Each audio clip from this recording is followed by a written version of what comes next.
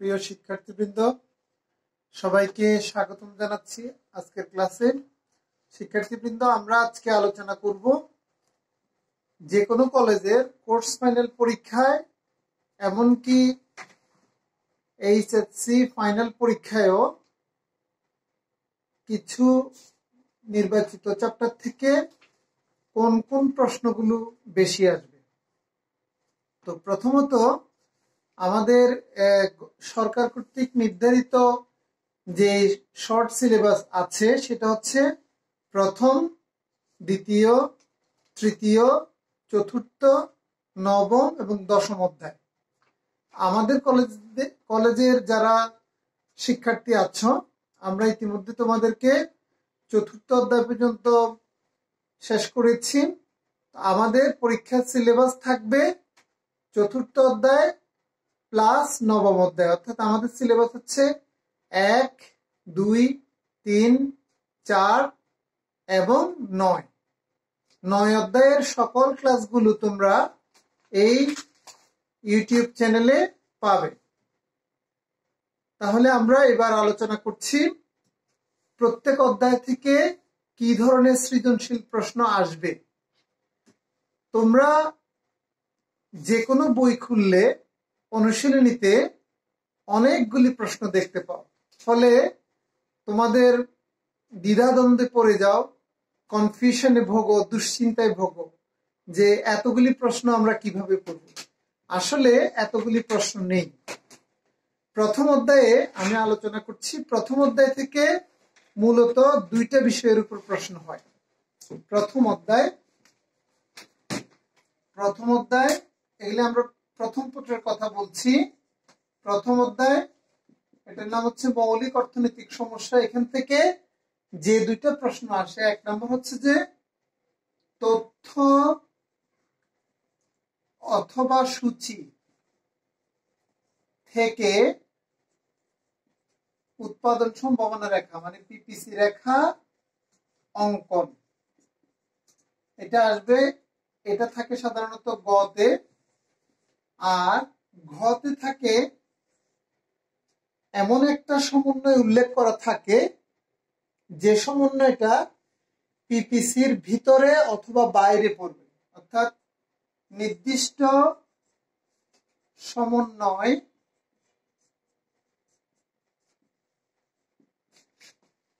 পিপিসিতে দেখিয়ে অর্থনৈতিক তাৎপর্য ব্যাখ্যা। এই প্রশ্নটা প্রায় 80% বোর্ডে পরীক্ষাতে আসে। যে মানে প্রথমে হচ্ছে আমাদেরকে হয় বর্ণনামূলক ভাবে কিছু তথ্য বলা থাকে, অথবা ডিরেক্ট সূচি দেওয়া থাকে, সেই সূচি থেকে পিপিসি অঙ্কন করো। আর এরপরে দুইটা সমন্বয় দেয়া থাকে, এক্স দ্রব্যের এত, ওয়াই দ্রব্যের এত, এক্স দ্রব্যের এত একক, ওয়াই দ্রব্যের এত একক, এটা উৎপাদন করা সম্ভব কিনা সম্ভাব্যতা যাচাই করো, আর অর্থনৈতিক ব্যাখ্যা দাও। তো যদি ওই নির্দিষ্ট সমন্বয়টা সম্ভাবনা রেখার ভিতরে অবস্থিত হয়, মনে করো এই যে সমন্বয়টা দিয়েছে এটা ভিতরে পড়েছে, তাহলে সম্ভাব্যতা যাচাই করতে বললে এটা সম্ভব, উৎপাদন সম্ভব। কিন্তু যৌক্তিকতা যাচাই করতে বললে বলতে হবে যে এটা অর্থনৈতিকভাবে যৌক্তিক নয়।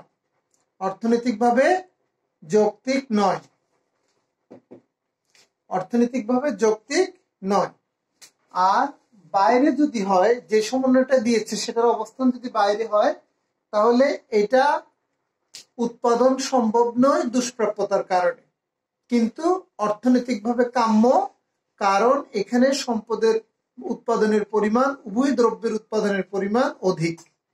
আর ভেতরের বিন্দু সম্ভব কিন্তু কাম্য নয়, এটার দ্বারা বেকারত্ব বুঝায়, সম্পদের অপূর্ণ ব্যবহার বুঝায়।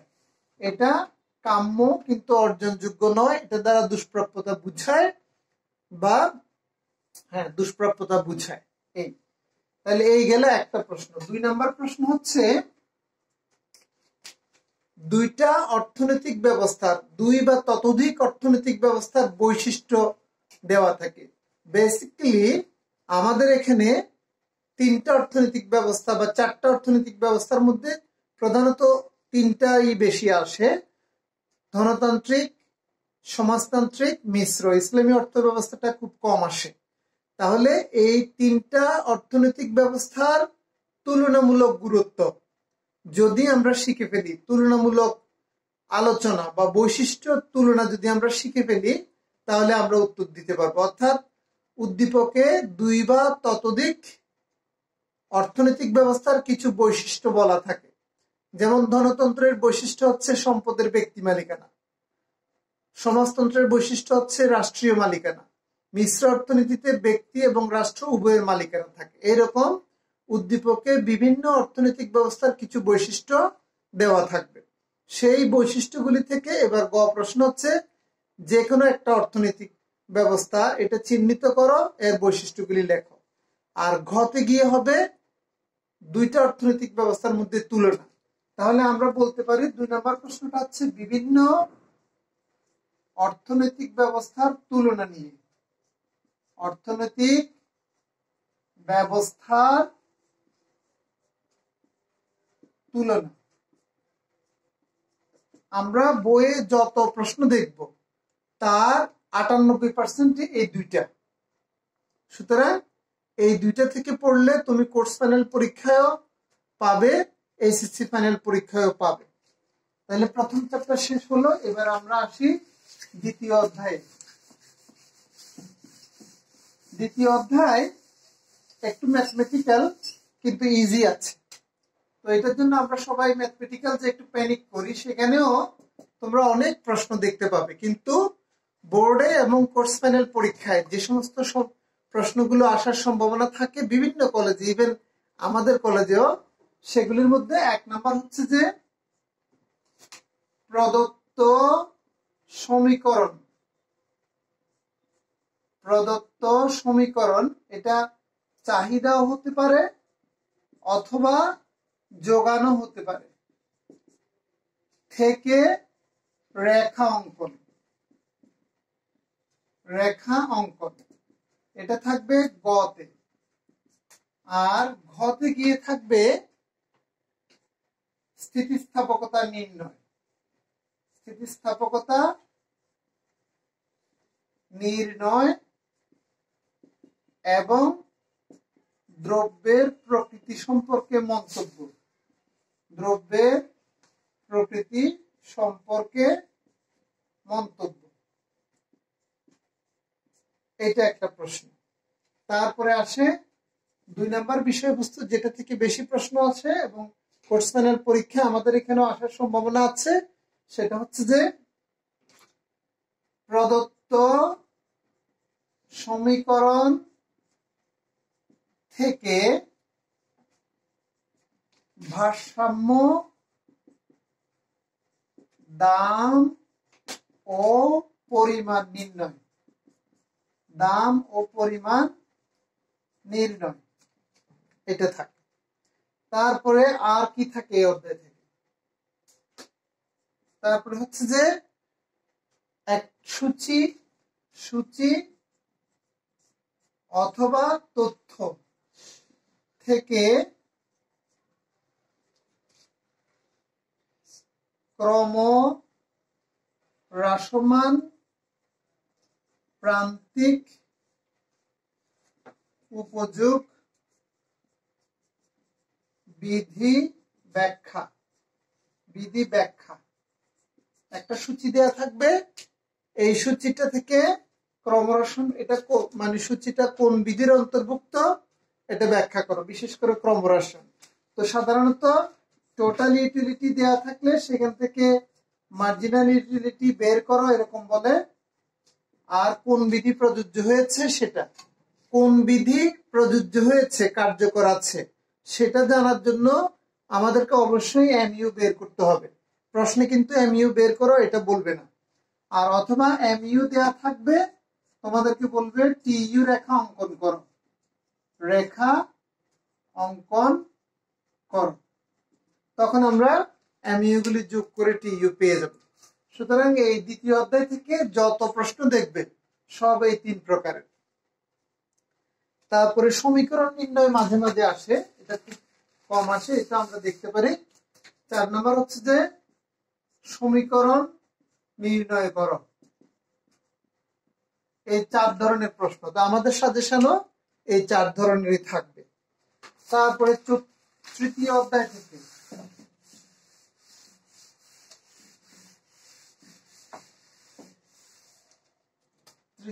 থেকে আমরা যে প্রশ্নগুলি বেশি ইম্পর্টেন্ট, তৃতীয় অধ্যায় হচ্ছে উৎপাদন ক্রম।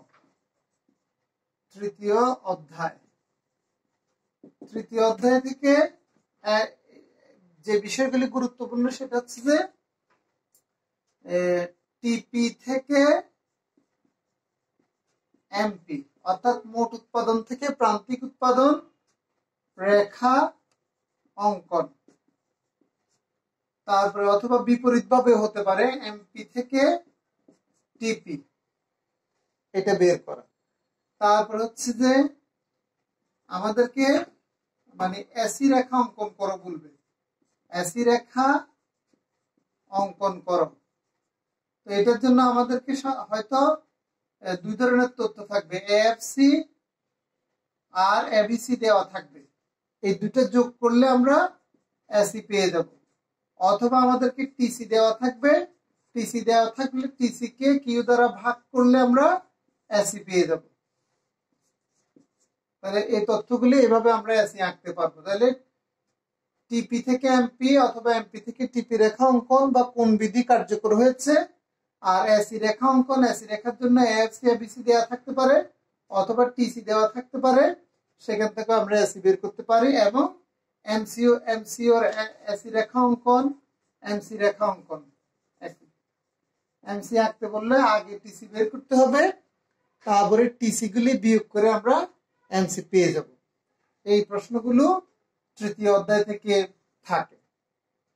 সেম এখানে রেভিনিউ আছে, অর্থাৎ টিআর থেকে এমআর অথবা এমআর থেকে টিআর বের করা বা নির্ণয় করা, এগুলিও থাকবে।